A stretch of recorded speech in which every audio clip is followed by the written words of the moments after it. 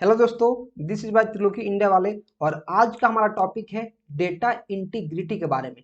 काफी important topic है जो आपके एग्जाम में और आपके प्लेसमेंट में बहुत बार पूछा जाता है। ठीक है, तो हम लोग आज जानेंगे डेटा इंटीग्रिटी क्या होता है, कितने टाइप्स के होता है और कैसे हमें पता चलता है कि कौन इंटीग्रिटी है और कैसे हमें इसका यूज करना है।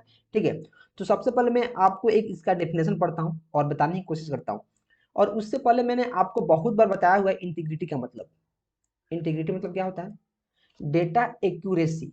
हम लोग चेक करते हैं कि डेटा एक्यूरेट है कि नहीं, डेटा वैलिड है कि नहीं। डेटा इंटीग्रिटी का क्या मतलब है कि जो डेटा है हमारा एक्यूरेट है कि नहीं, उसमें कुछ गलतियां तो नहीं है। ठीक है, इसका डेफिनेशन हम पढ़ेंगे और देखेंगे क्या। Data integrity means maintaining and assuring the accuracy of data over entire life cycle. जो मैंने बताया है सेम टू सेम वही चीजें। तो आपके दिमाग में सिर्फ इतना चीजों को रखना है कि डेटा इंटीग्रिटी मतलब होता है डेटा का वैलिड होना, डेटा का एक्यूरेट होना। ठीक है, data systems ensure data integrity through constraints. Constraints मतलब क्या होता है, मैंने आपको बताया है क्या। कंस्ट्रेंट्स मतलब होता है कंडीशन। कुछ कुछ कंडीशन लगा कर हम लोग चेक करते हैं। ठीक है, अभी आप फिलहाल इतना ही याद रखो कि कंस्ट्रेंट्स मतलब होता है कंडीशन। जैसे जैसे हम लोग कंस्ट्रेंट टॉपिक की ओर बढ़ेंगे तो वहां मैं आपको बहुत अच्छा से बताऊंगा। Which are you to restrict data that can be enter or modified in the database. क्या होता है इसमें कंस्ट्रेंट हम लोग कंस्ट्रेंट लगाते हैं जो रिस्ट्रिक्ट कर देता है। रिस्ट्रिक्ट कर देता है क्या, कि कौन सा डेटा इंटर्ड होना है, कौन सा मॉडिफाइड होना है, कुछ कंडीशन लगा देता है। क्योंकि हम कंडीशन लगा देते हैं तो हमारे पास कुछ बाधा आ जाता है कि इस कंडीशन लग गया है मतलब एक काम अब नहीं होने वाला है, या फिर इस काम करने का तरीका अब चेंज हो गया। क्यों? क्योंकि यार मैंने कंडीशन लगा दिया। ठीक है, डेटाबेस है 3 टाइप्स ऑफ इंटीग्रिटी कंस्ट्रेंट। जो डेटाबेस है इसके पास 3 टाइप्स के क्या होते हैं, इंटीग्रिटी कंस्ट्रेंट्स होते हैं। जैसे सबसे पहले एंटिटी इंटीग्रिटी, फिर डोमेन इंटीग्रिटी और फिर रिफरेंशियल इंटीग्रिटी। तो देखो, जैसे ही एंटिटी इंटीग्रिटी का बात है तो सबसे पहले हमें समझना पड़ेगा एंटिटी क्या है। एंटिटी तो मैं आपको यहां बता देता हूं, एंटिटी मतलब होता है एनी रियल वर्ल्ड ऑब्जेक्ट। जैसे teacher, student, table, pen tablet, pen, stylus, जितना भी रियल वर्ल्ड में ऑब्जेक्ट एग्जिस्ट कर रहा है सारा का सारा क्या है, सारा का सारा क्या है, एंटिटी है।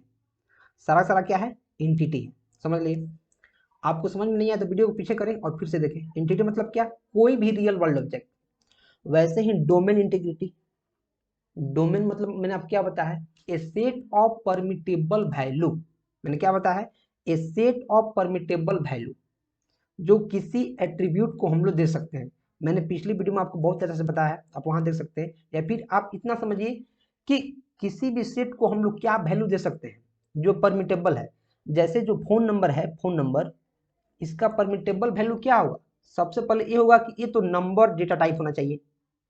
इसके अलावा फोन नंबर में 10 डिजिट्स रहना चाहिए, इससे ज्यादा नहीं रहना चाहिए। वही इसका क्या है, डोमेन है। वही इसका क्या है, परमिटेबल वैल्यू है।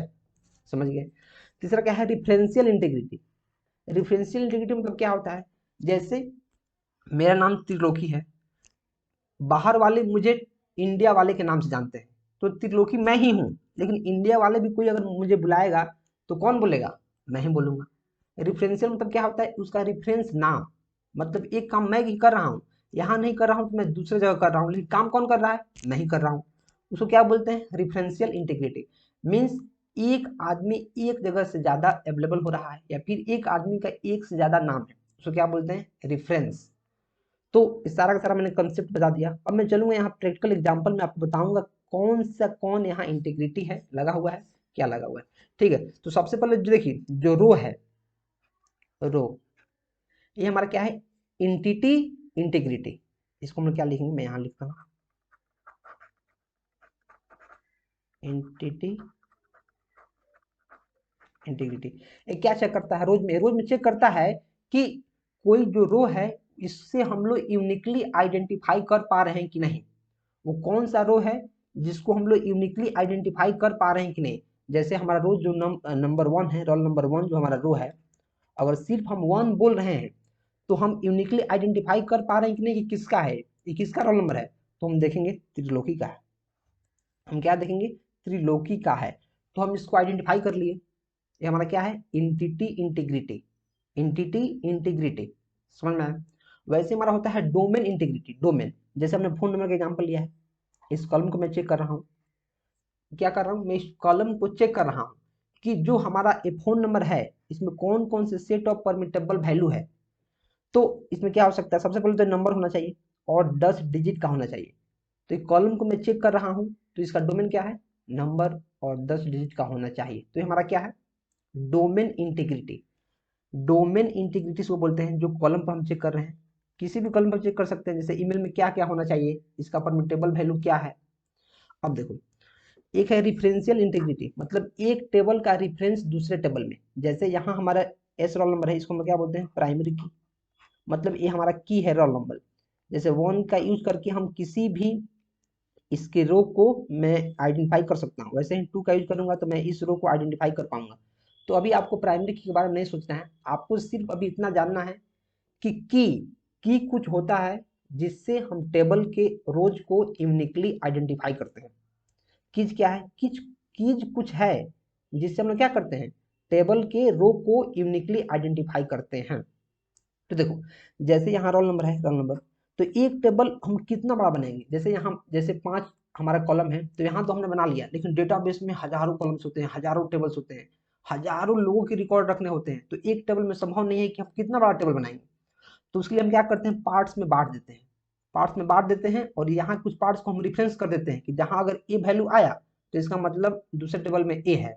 जैसे यहाँ मैंने कोर्स का डिटेल नहीं ऐड किया है, तो रोल में जो स्टूडेंट 1 है वो कौन कौन से कोर्स पढ़ रहा है, तो हमें कैसे पता चलेगा, इस और इस टेबल को जोड़ना पड़ेगा। ये हमारा है कोर्स टेबल, और ये हमारा क्या है, स्टूडेंट टेबल। तो देखो, मैं जैसे मैंने रोल नंबर मैं 1 है, रोल नंबर 1, मैं पूछ रहा हूँ कि रोल नंबर 1 जो त्रिलोकी है वो किस कोर्स को पढ़ रहा है, तो यहाँ तो कोई कोर्स का इसमें है नहीं, तो आपको सर हमको नहीं पता। लेकिन वहीं अगर मैं रिफरेंशियल इंटीग्रिटी से इसको जोड़ देता हूँ, रोल नंबर को मैं यहाँ जोड़ दिया हूँ, जो जब दो टेबल आपस में जुड़ गया है इसको हम क्या बोलते हैं, रिफरेंशियल इंटीग्रिटी। जब दो टेबल के बीच में रिलेशन को हमको शो करना रहता है। अब जैसे ही हम रोल नंबर 1 बोलेंगे कौन सा कोर्स पढ़ता है, तो फटाक से हम देखेंगे इस टेबल में रोल नंबर 1 यहाँ है, मतलब त्रिलोकी यहाँ है, 21 कोर्स को पढ़ता है, डीएमएस को, इसका फीस कितना है, 1200। समझ में आया, समझ में आया। वैसे ही मैं चेक करूंगा रोल नंबर 3 जो है वो किस कोर्स को पढ़ता है, तो आपको सर यहाँ तो कोई कोर्स नहीं है, वो कहाँ किसी कोर्स को पढ़ता है, तो मैं बोलूंगा बाबू इसका रेफरेंस देखो तुम, इसका तुमको क्या करना है, रेफरेंस देखना है। तो तुम रेफरेंस देखेगा यहाँ 3 है, तुम चेक करेगा 3 कहाँ है, तो 3 यहाँ है। तुम देखिएगा 3 में कौन सब्जेक्ट है, ओएस है, फीस कितना है, फीस 1000 है। तुम फटाक से बोल देगा क्या सर इसका 1000 फीस, और ये ओएस पढ़ रहा है। कोई दिक्कत, कोई दिक्कत हो तो कमेंट करें, वीडियो समझ में नहीं आ रहा तो आप कमेंट कर सकते हैं, आप हमें सुझाव भी दे सकते हैं। और पसंद आ रहा है वीडियो, समझ में आ रहा है तो वीडियो को लाइक करते रहे, चैनल को सब्सक्राइब करना बहुत जरूरी है, तो प्लीज चैनल को सब्सक्राइब कर लें और अपने दोस्तों में शेयर करते रहे ताकि उनका भी हेल्प हो सके आपकी तरफ। इसी के साथ वीडियो हम आगे बढ़ेंगे और आपको बताएंगे इसका डेफिनेशन। टाइप्स ऑफ इंटीग्रिटी, जो हमने प्रैक्टिकल में देखा है उसको एक बार थ्योरी में देखेंगे तो और ज्यादा क्लियर हो जाएगा। क्या क्लियर होगा, यहाँ लिखा है एंटिटी इंटीग्रिटी, इसका क्या मतलब है, each table must have a column, हर एक टेबल के पास एक कॉलम होना चाहिए, या फिर सेट ऑफ कॉलम, या फिर कॉलम का ग्रुप होना चाहिए, थ्रू विच, जिसके हेल्प से we can uniquely identify a row, उसके हेल्प से हम लोग किसी रो को यूनिकली आइडेंटिफाई कर सकते हैं। जैसे इसमें जो हमारा कॉलम है रोल नंबर, रोल नंबर जो कॉलम है इसके हेल्प से किसी भी रो को हम यूनिकली आइडेंटिफाई कर पाएंगे। अगर हम 2 ले लेंगे रोल नंबर 2 तो हम आइडेंटिफाई कर पाएंगे कि इसका नाम है सुजल, इसका फोन नंबर इतना है, इसका ईमेल आईडी है, इसका ब्रांच ए है। समझ में आ रहा है। अगर मैं इस कॉलम को पकड़ता हूँ रोल नंबर को, तो मैं यूनिकली आइडेंटिफाई कर पाऊंगा, यस कर पाऊंगा। तो वही हमारा क्या है, इंटिटी इंटीग्रिटी, किसी एक इंटिटी को पकड़ा मैंने और उससे मैंने क्या किया, उस रो को यूनिकली आइडेंटिफाई कर लिया। समझ में आया, आगे बढ़ूंगा और दिखाऊंगा आपको।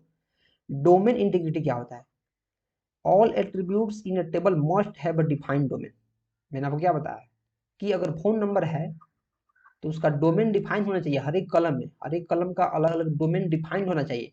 जैसे फोन नंबर है तो सबसे पहले उसका डेटा टाइप क्या होना चाहिए, नंबर। दूसरा क्या होना चाहिए कि 10 डिजिट का ही होना चाहिए। समझ में आ रहा? A finite set of value which have to be used, आपको डोमेन को डिफाइन करना है कि उस डोमेन में कौन कौन से वैल्यू हो सकते हैं, फाइनाइट सेट कितने हो सकते हैं, पहले से डिफाइन करना है। जैसे कोई जेंडर है तो उसको रिस्ट्रिक्शन लगाना पड़ेगा कि डोमेन में या तो आपका मेल हो सकता है या फिर फीमेल हो सकता है, या तो जेंडर मेल होगा या फिर क्या होगा, फीमेल होगा। समझ में आ रहा है?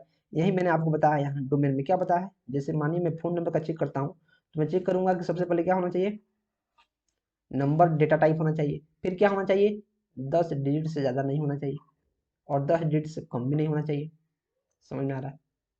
आगे बढ़ो और देखो नेक्स्ट, रिफरेंशियल इंटीग्रिटी मैंने क्या बताया, every value of a column in a table must exist as a value of another column in different table. दो टेबल का मैंने क्या किया, यहाँ एग्जाम्पल लिया, एक टेबल इसका कुछ कॉलम या एक कॉलम या एक से ज्यादा कॉलम दूसरे टेबल को रिफरेंस करता हो, दूसरे टेबल क्या करता है, डायरेक्ट करता हो, रिडायरेक्ट, जैसे यहाँ रिडायरेक्ट किया है, यही सब क्या है, रिफ्रेंशियल इंटीग्रिटी है। इसके रिगार्डिंग कोई भी डाउट अगर रह जाता है तो आप कमेंट करें, आपके कमेंट को काफी अच्छा सॉल्व किया जाएगा। और वीडियो पसंद आ रहा है तो वीडियो को लाइक करते रहें, चैनल को सब्सक्राइब करना बहुत जरूरी है, तो प्लीज चैनल को सब्सक्राइब कर लें। और मैं तो कहता हूँ कि जो मेरा डीबीएमएस का प्लेलिस्ट है, डीबीएमएस, इसके प्लेलिस्ट को आप शुरू से देखें, शुरू से अगर देखिएगा और चीज़ों को फॉलो कीजिएगा तो मैं आपको गारंटी दे सकता हूँ कि आपको किसी भी कंपनी का प्लेसमेंट खोलने में कोई नहीं रोक सकता। एग्जाम्स निकालने का तो बात ही छोड़ दीजिए, उसमें तो आपको 100% आएगा, क्योंकि मैं इतना सिलेबस इसमें पढ़ा दूंगा और इतना मैंने बता दिया है, इतना लिखने के बाद एग्जाम में 100 मार्क्स आएगा, इस बात की गारंटी है। तो वीडियो पसंद आ रहा है तो वीडियो को लाइक शेयर कमेंट करते रहे, प्यार बरसाते रहे। और चाहते हैं आप इन नोट्स को डाउनलोड करना तो आप मेरे टेलीग्राम चैनल त्रिलोकी इंडिया वाले, जिसका लिंक डिस्क्रिप्शन में दिया गया है, जाइए उसको ज्वाइन कीजिए और नोट्स भी डाउनलोड कीजिए और लाइफ में आगे बढ़ते रहिए। मिलते हैं अगले वीडियो में, till then keep supporting and keep exploring.